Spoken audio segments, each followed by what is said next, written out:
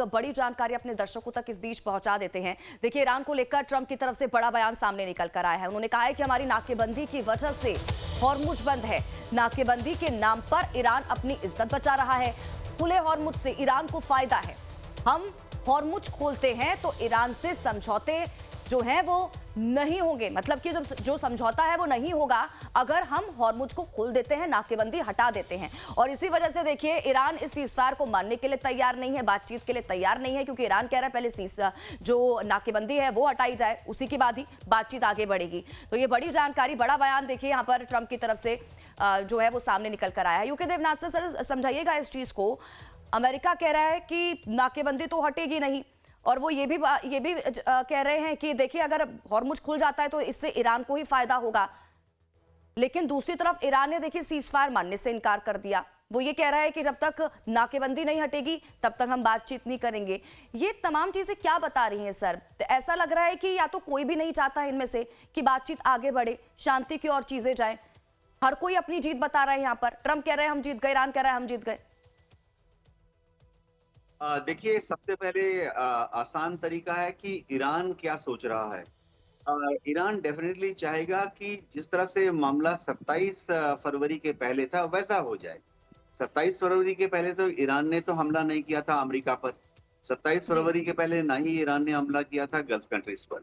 सब कुछ ईरान के पॉइंट ऑफ व्यू से ठीक ठाक चल रहा था, कोई गड़बड़ी नहीं थी। इसके बाद 28 फरवरी को जब इजराइल ने और अमेरिका ने,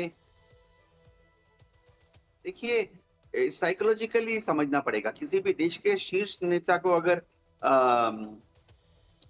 मार डाला जाए, किसी भी देश का जी। शीर्ष नेता को अगर मार डाला जाए तो वो एक साइकोलॉजिकल इम्पैक्ट होता है। फिर वो देश बाध्य हो जाता है जवाबी कार्रवाई करने के लिए।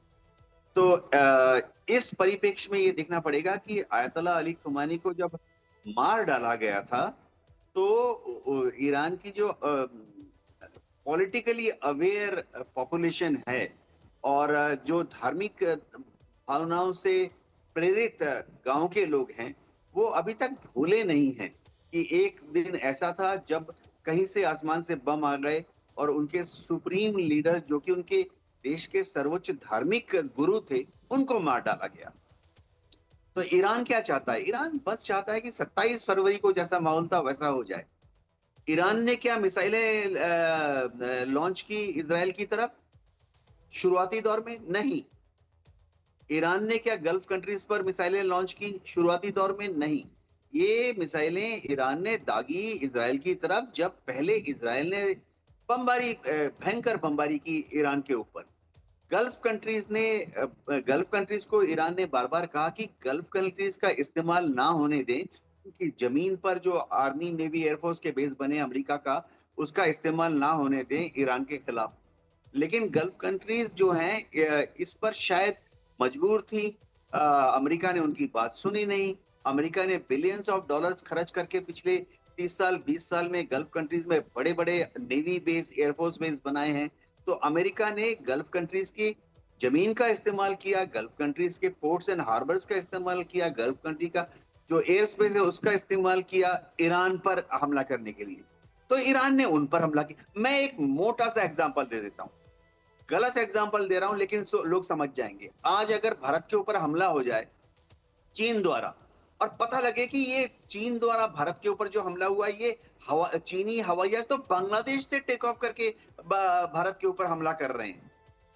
गलत एग्जांपल दे रहा हूं लेकिन समझाने के लिए दे रहा हूं कि चीन ने भारत पर हमला कर दिया, चीनी फाइटर विमान आके भारत पर बमबारी कर रहे हैं, और पता लगता है कि ये तो असल में बांग्लादेश, चीनी फाइटर विमान बांग्लादेश में बेस्ड हैं और बांग्लादेश से टेक ऑफ करके भारत के ऊपर बमबारी कर रहे हैं। तो ऐसे में भारत का क्या रवैया होगा? हम क्या सिर्फ चीन के ऊपर बमबारी करेंगे और बांग्लादेश को कुछ नहीं कहेंगे? देखिए, ये गलत एग्जांपल दे रहा हूं लेकिन समझाने के लिए दे रहा हूं। तो ईरान ने जो गल्फ कंट्रीज में हमला किया, इसी लॉजिक पर किया कि गल्फ कंट्री ने अपना एयर स्पेस, अपनी जमीन, अपने समुद्र का इलाका अमेरिका को दिया ईरान पर हमला करने के लिए। तो ईरान आहत है, मिलिट्रीली आहत है, लेकिन उससे ज्यादा ईरान मनोवैज्ञानिक तरीके से आहत है। तो ईरान नहीं चाहता कि ये युद्ध आगे बढ़े। अभी भी देख लीजिए, सीज़फायर अगर खत्म हो जाता है, क्या ईरान पहल लेकर सबसे पहला मिसाइल लॉन्च कर देगा इज़राइल के ऊपर? नहीं। सीज़फायर अगर टूट जाता है, बंद हो जाता है, तो सबसे पहला बॉम्ब कौन गिराएगा? ईरान के ऊपर? इज़राइल? अमेरिका? पहला मिसाइल सीज़फायर टूटने के बाद ईरान नहीं दागेगा। जी। बिल्कुल। ठीक है, यूके देवनाथ सर, मैं लौटती हूँ आपके पास। एक महत्वपूर्ण जानकारी देखिए इसी से जुड़ी अपने दर्शकों तक पहुंचा देते हैं। देखिए, सीज़फायर आगे बढ़ने पर ईरान में जश्न का माहौल है। ईरान की सड़कों पर भारी भीड़ जो है वो उमड़ पड़ी है। बैलिस्टिक मिसाइल से के साथ जो है, आपको बता दें कि वहां पर जश्न मनाया जा रहा है। बड़ी खबर, जैसे ही ट्रंप की तरफ से सीज़फायर आगे बढ़ाने का ऐलान किया गया, देखिए हम ये कह रहे हैं कि ईरान सीज़फायर को नहीं मान रहा है, लेकिन दूसरी तरफ किस तरह से वहां के लोगों को पता है कि कितनी बर्बादी हो चुकी है। बहुत से लोगों ने अपने घर को खो दिया है, अपनों को खो दिया है। लोग नहीं चाहते हैं कि ये वॉर आगे बढ़े, शांति रहे, और यही वजह है कि आप देखिए खुशी यहां पर मनाई जा रही है। और अनुज माथुर सर, जरा बताइएगा कि एक तरफ देखिए ईरान जरूर इस युद्ध में लगातार ये कह रहा है कि जब तक अब जो अमेरिका है वो हमारी बातों को नहीं मानता है, नाकेबंदी नहीं हटाता है, युद्ध ऐसे ही जारी रहेगा, हम उनकी शर्तों को नहीं मानेंगे। लेकिन हम ये भी जानते हैं कि ईरान के जो लोग हैं अब वो थक चुके हैं इन तमाम चीजों से, वो कितने परेशान हैं, और यही वजह है कि जैसे ही ट्रंप सीज़फायर बढ़ाने का ऐलान करते हैं वहां पर जश्न शुरू हो जाता है। देखिए स्वाति, ये यही मैं बिल्कुल थोड़ी देर पहले यही कह रहा था कि ईरान के लोगों में जो जिस प्रकार का जो आक्रोश है, रोष है, जिसको कहें हम, वो बिल्कुल साफ है। और ईरान के लोग इस बात को समझते हैं कि अगर जितने भी दिन ये युद्ध चलेगा, उतने दिन तक ईरान को इंफ्रास्ट्रक्चरली, ईरान को उनके जो बेसिक रिक्वायरमेंट्स है उनके ऊपर बहुत ज्यादा दबाव बढ़ता चला जाएगा। देखिए, मैं ये बात कई दफा कह चुका हूं कि वो समय चला गया कि हम घास की रोटी खा के महाराणा प्रताप की तरह लड़ाई लड़ते रहेंगे। वो समय खत्म हो चुका है। आज की परिस्थिति ये है कि ईरान का जो आम इंसान है वो बहुत ज्यादा इस युद्ध से परेशान है, अफेक्टेड है। वहां पर खाने पीने की किल्लत है, वहां पर हर प्रकार की समस्या हो रही है। तो इस वजह से उनको इस चीज का कोई अभी उनको वो देखने की वो सोच नहीं रहे हैं कि उनके ऊपर आर्थिक रूप से कितना इस ब्लॉकेड की वजह से असर पड़ेगा, या अमेरिका ने युद्ध विराम करके शायद उनको और ज्यादा दबाव में लाने की कोशिश की। उनको इस बात की तसल्ली है कि पटाखे नहीं बजेंगे, हमारे बम हमारे ऊपर आकर के नहीं गिरेंगे और हमारा डायरेक्ट नुकसान नहीं होगा, हमारे घर नहीं टूटेंगे। तो ये मेरा मानना है कि इस वजह से वहां पर खुशियां मनाई जा रही हैं। लेकिन आप मानसिकता को भी देखने की आवश्यकता है।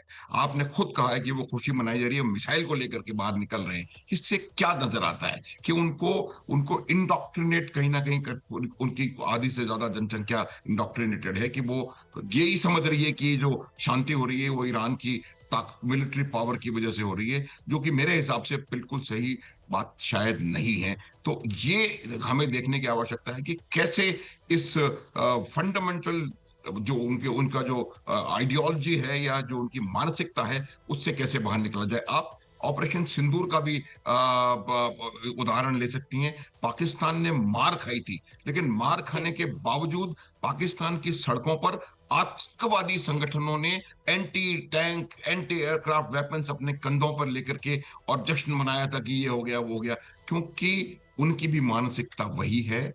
आतंक जो है वो मानसिकता के अंदर है। तो मुझे लगता है जब तक ये बेसिक थॉट जो है उनका चेंज नहीं होगा।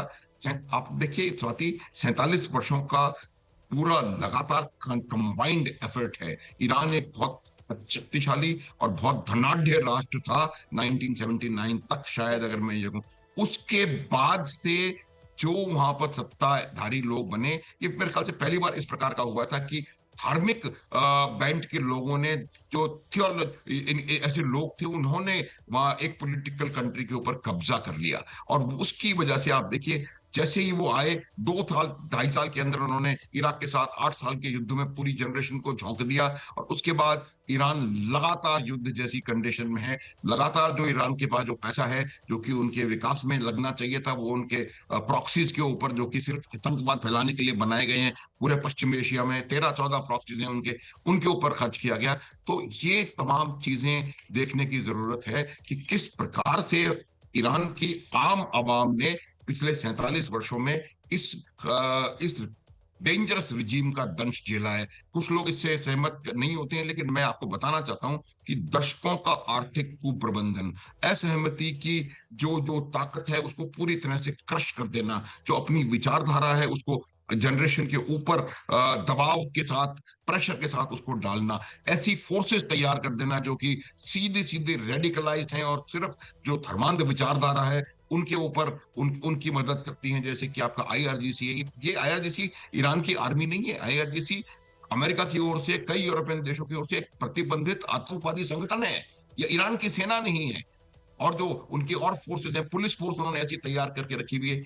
आईआरजीसी में स्वाति सिर्फ ईरानी लोग नहीं है, इसमें पूरी दुनिया के मर्सनरीज इसके अंदर आए हुए हैं। कुछ लीबिया के हैं, कोई कहीं के हैं, कोई कहीं के लोग इसके अंदर शामिल है। ये जो सेना आईआरजीसी बनाया गया है, ये इसका मकसद कुछ और है। जो आपकी धर्मांध विचारधारा है उसको वहां पर बलपूर्वक उसको वहां पर एनफोर्स करना, ये उनका उनका उनका मुख्य उद्देश्य है। तो ये तमाम चीजें देखने के बाद इस बात को लगता है कि ईरान के लोग खुशी जरूर मना रहे हैं, लेकिन शायद उनको जो इकोनॉमिक डिजास्टर उनके सामने मुंह बाय खड़ा है वो फिलहाल नजर नहीं आ रहा। और अब अमेरिका और बाकी देशों की, ये मुझे लगता है उनके ऊपर और ज्यादा दबाव डाला जाएगा इकोनॉमिकली, और शायद वो कोई इंटरनल स्ट्राइफ होता हुआ देखने की कोशिश कर रहे हैं।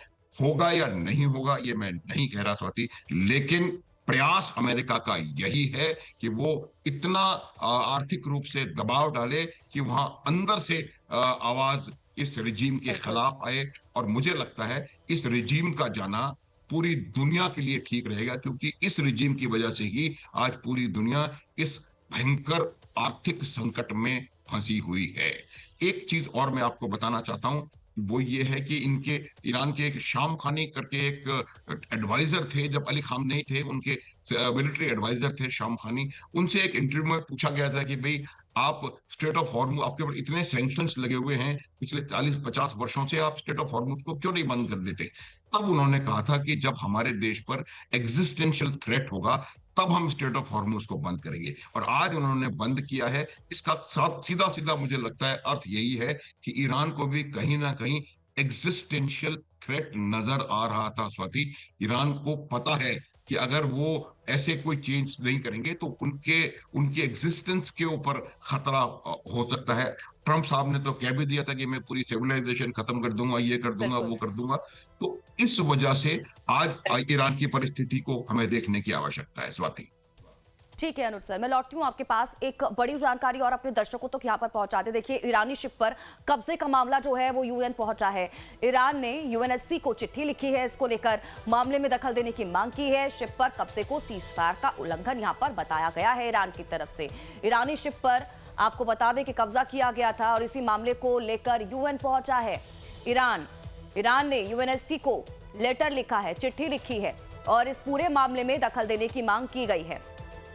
और एक और बड़ी जानकारी अपने दर्शकों तक पहुंचा देते हैं। देखिए, बड़ी खबर इस वक्त की आप तक पहुंचा रहे हैं। ईरान की पूरी तरह नाकेबंदी जारी है, ये बेसेंट कहते हुए नजर आ रहे हैं। स्कॉट बेसेंट की तरफ से ये बयान सामने निकल कर आया है। अमेरिका के वित्त मंत्री स्कॉट बेसेंट ने कहा है, ईरान की पूरी तरह से नाकेबंदी जारी है। कुछ दिनों में खर्ग में तेल रखने की जगह नहीं बचेगी, वो ये कह रहे हैं। ईरान के तेल राजस्व का बड़ा हिस्सा बंद हो जाएगा, ये बड़ा बयान।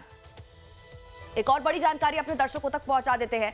बड़ी खबर इस वॉर से जुड़े, बड़ा अपडेट। देखिए, लेबनान के पीएम ने फ्रांस के राष्ट्रपति से मुलाकात की है। बड़ी खबर इस वक्त की, बड़ी जानकारी आप तक पहुंचा रहे हैं। इजराइल लेबनान में सीजफायर पर बात हुई है। यूके देवनाथ सर का रुख कर लेते हैं। यूके देवनाथ सर, ये जो मुलाकात हुई है लेबनान के पीएम ने, अब ये जो दोनों के बीच में ये बातचीत हुई है, ये मुलाकात हुई है, ये क्या बताती है सर? जरा इस चीज को भी समझाइएगा। जी हाँ, लेबनान की जो सरकार है, बेरूत में जो सरकार है, वो चाहती है कि इजराइल लेबनान के ऊपर बमबारी ना करे। फिलहाल 10 दिन का सीज फायर चल रहा है, जो कि 17 अप्रैल को चालू हुआ था और ये सीज फायर 27 अप्रैल को समझिए आने वाले संडे के आसपास खत्म हो रहा है। तो लेबनान को डर है कि ऐसा ना हो कि 27 अप्रैल को सीज़फायर खत्म हो और जी। इज़राइल फिर से लेबनान के ऊपर बमबारी करना शुरू कर दे। मैं एक छोटा-सा क्लैरिफ़िकेशन देना चाहता हूँ। लेबनान की जो सरकार है वो हिज़्बुल्लाह को खत्म करने की कई बार कोशिश कर चुकी है। लेकिन हाँ। लेबनान की जो बेरूत की जो सरकार है उनकी आर्मी करीबन 50,000 स्ट्रॉन्ग है, हेवी इक्विपमेंट है नहीं, हाइली ट्रेन्ड या हाइली मोटिवेटेड नहीं है। तो उन्होंने पिछले 40 साल में हिज़्बुल्लाह पे 3 बार हमला किया। लेकिन तीनों बार हिज़्बुल्लाह ने लेबनान की आर्मी को पीछे धकेल दिया।